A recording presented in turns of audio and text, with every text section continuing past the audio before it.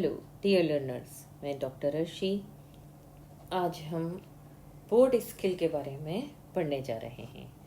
यहाँ मैंने black board नहीं लिखा है क्योंकि पहले के वक्त में ब्लैक बोर्ड स्किल कहलाता था, बट आज डिफरेंट टाइप्स के बोर्ड आने की वजह से हम सिर्फ इसे बोर्ड स्किल कहेंगे, क्योंकि वाइट बोर्ड भी है, ग्रीन बोर्ड भी है, इवन आपको डिफरेंट टाइप के आज स्मार्ट बोर्ड्स भी मिलेंगे। ठीक है ना। हम बोर्ड स्किल के बारे में पढ़ेंगे। बोर्ड राइटिंग स्किल क्या है? What is writing board? सबसे पहले तो हम ये क्लियर करेंगे कि ये राइटिंग बोर्ड क्या होता है जिस पे हम लिखते हैं। देखिए, writing board is an essential instructional aid. Actually ये टीचिंग एड की तरह ही है, which enhance the visual sensory effect, जिसकी वजह से सेंसरी इफेक्ट और विजुअल इफेक्ट बढ़ता है। आप मानिएगा, जब हमने last stimulation skill even learning की जब भी बात करते हैं, हम ये कहते हैं कि स्टेबल लर्निंग तभी होगी जब कंप्लीट सेंसरी इफेक्ट होगा। Done. And what is skill of using board? The skill of using board may be defined as a skill that help a teacher to use board in the teaching learning process as effectively as possible for the proper realization of the stipulated teaching learning objectives. Writing board तो हमें समझ में आ गया कि क्या है। It is a simple instructional board, एक instructional add है जो विजुअल सेंसरी लर्निंग के लिए ज़रूरी है। डन। अब पॉइंट है कि ये स्किल ऑफ यूजिंग बोर्ड क्या है, यानी कि आप कैसे इसको यूज़ करोगे।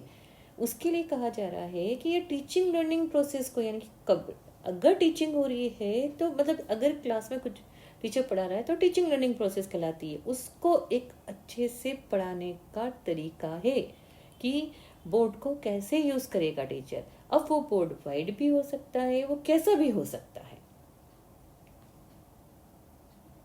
Importance of writing board in our teaching.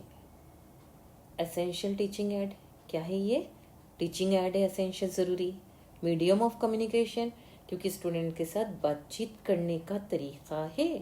लिखकर, टाइप फिगर देकर, किसी भी तरह से एनिमेशन शो करके स्टूडेंट के साथ बातचीत का मीडियम है, कम्युनिकेशन मीडियम हुआ।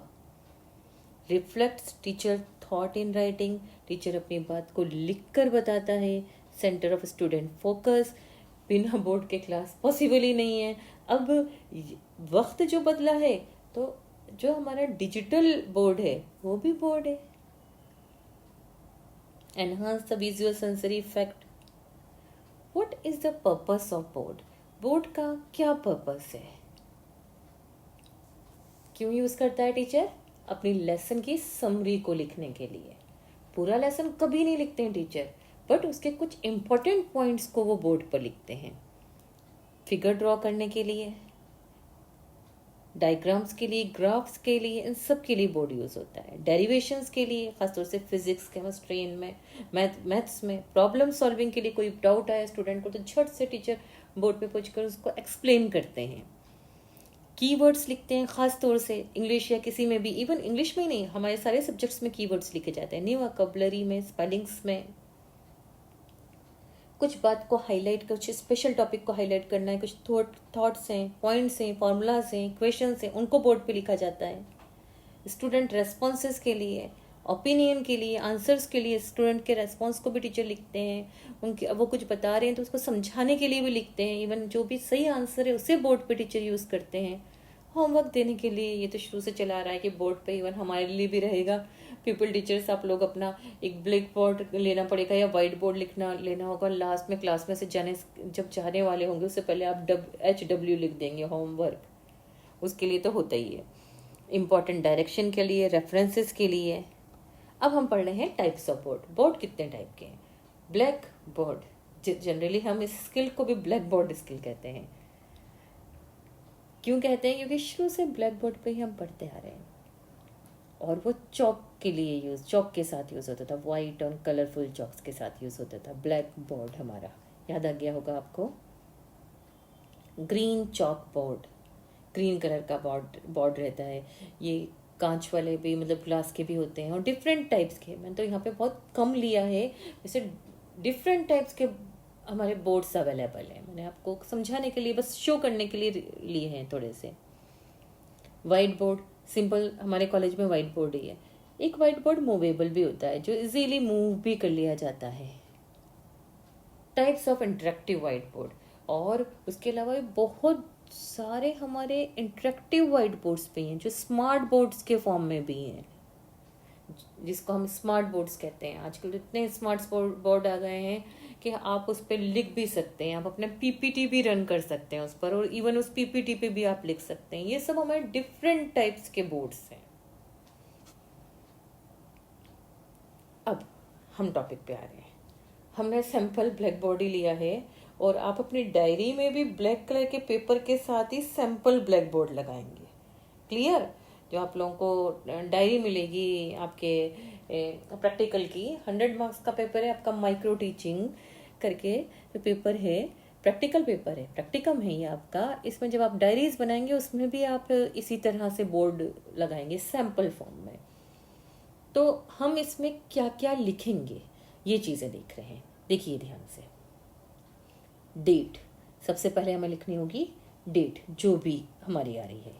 सब्जेक्ट, किस सब्जेक्ट को आप पढ़ाने जा रहे हैं। देन थॉट, वैसे लिखना चाहिए, फिर भी ऑप्शनल भी हम रख सकते हैं, आप थॉट लिखेंगे। वैसे थॉट क्लास स्टूडेंट से भी लिख सकते हैं। स्टैंडर्ड यानी कौन सी क्लास है। यूनिट, आपकी यूनिट कौन सी है, ठीक है। देन सब यूनिट जनरली बनती है, बिल्कुल ऐसा नहीं सोचेंगे सिर्फ यूनिट चल रही है, सब यूनिट सब टॉपिक्स बनते हैं हमेशा। बोर्ड राइटिंग स्किल कंपोनेंट, यानी बोर्ड राइटिंग लिखने के लिए आप कौन कौन से कंपोनेंट को यूज करेंगे, ध्यान रखिएगा। Size of letter and diagram, size board पे जब भी लिख रहे हैं बराबर होने चाहिए, फिगर्स बनाने के लिए हम लिखते हैं, ठीक है ना। और लेटर की साइज हमेशा इक्वल रखते हैं हम। लेटर्स के बीच में बराबर बराबर जगह छोड़नी है, स्पेस जो है बराबर छोड़ेंगे, वर्ड्स बहुत क्लियर लिखेंगे, लाइंस के बीच में स्पेस बिल्कुल बराबर होगा। Clarity of letters and diagrams, diagrams और लेटर आप बिल्कुल साफ सुथरे लिखेंगे, नजर आए। करेक्टनेस होनी चाहिए। Writing in a straight line, हाँ आप बोर्ड पर कभी लिख कर देखिएगा, अब तो स्क्रीन बोर्ड है इसलिए सीधे ही आएगा, गलत होने के तो चांस ही नहीं है, बट आप रियल क्लासरूम के बोर्ड पर लिख के देखिएगा, हमेशा ऊपर की तरफ हाथ जाता है। स्ट्रेट लाइन में लिखिए, और अगर स्ट्रेट लाइन में नहीं लिख पा रहे तो टेंशन नहीं लेना है, एक लाइन खींचिए और उसके ऊपर लिखते जाइए, अपने आप स्ट्रेट लाइन में आएगा। Done. Proper use of colour pen और चौक, देखिए भाई मैंने यहाँ पे कलर पेन यानी कि वो जो आपके मार्कर्स पेन होते हैं उसके लिए बात कर रही हूँ, चौक की भी साथ बात कर रही हूँ, क्योंकि ब्लैक बोर्ड भी हो सकता है, ग्रीन बोर्ड भी हो सकता है, व्हाइट बोर्ड भी हो सकता है। स्पीड ऑफ राइटिंग, बहुत तेज से नहीं लिखना कि समझ में ही नहीं आए, बहुत स्लो भी नहीं लिखना, नॉर्मल स्पीड रखनी है अपनी। Planning of writing and sketching, आपको हाँ ये हमेशा याद रखिएगा कि आपको मालूम होना चाहिए बोर्ड पे आपको कौन सा वर्क करना है, उसकी प्लानिंग पहले से ही रहती है। टाइम मैनेजमेंट होना चाहिए आपका। इफेक्टिवनेस, अब इन सब को हम 1 बाय 1 डिस्क्राइब करने जा रहे हैं। First, size of letters and diagram, हमेशा साइज कैसे रहेंगे, एडिक्वेट रहेंगे, बराबर। लेटर्स भी